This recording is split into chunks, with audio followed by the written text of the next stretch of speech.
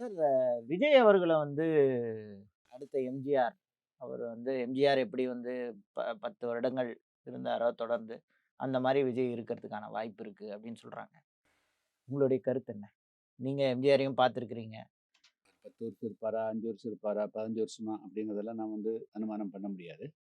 எம்ஜிஆருடைய அ அரசியல் பின்னணியோடு விஜய் அவர்களை போற்றி பார்க்க முடியாது. அ எம்ஜிஆருக்கு ஸ்ட்ராங்கான ஒரு திராவிட தத்துவம் அவருக்கு பின்னணியா இருந்தது.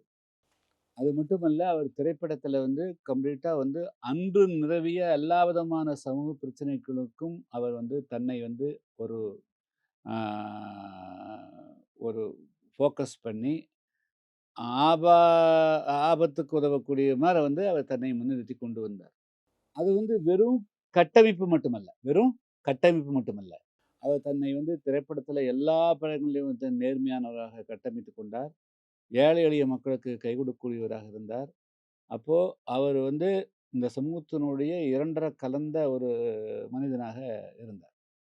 அதனால தான் நீண்ட நாள் அவர்னால தாக்கு பிடிக்க முடிஞ்சது. திமுக என்ற ஒரு மிகப்பெரிய கொள்கை வலுவிருக்கக்கூடிய இயக்கத்தையும், அதேபோல கலைஞரை எல்லாம் தாக்கு பிடிச்சதுக்கு காரணம் அவர் மேல இருந்த பாண்டிங். அவர் மேல இருந்ததுங்களோட, அவர் கட்டியமைக்கப்பட்ட கருத்துக்கள், நரேட்டிவ்ஸ் அது ஸ்ட்ராங்கா கீழ லெவல்ல ஒவ்வொருத்தர் மத்தியிலும் இருந்தது. அது மாரி அவர் விஜய் கட்டமைச்சிருக்கிறாரான்னு தெரியாது.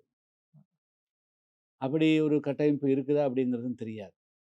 இது ஒரு மாற்றம் வேணும். இன்னொரு புதுசா ஒருத்தர் வரணும்.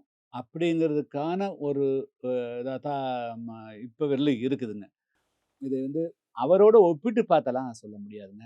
அதே அளவுக்கு எஃபெக்ட் இருக்குமா? நீடிக்குமான்னுலாம் சொல்ல முடியாது.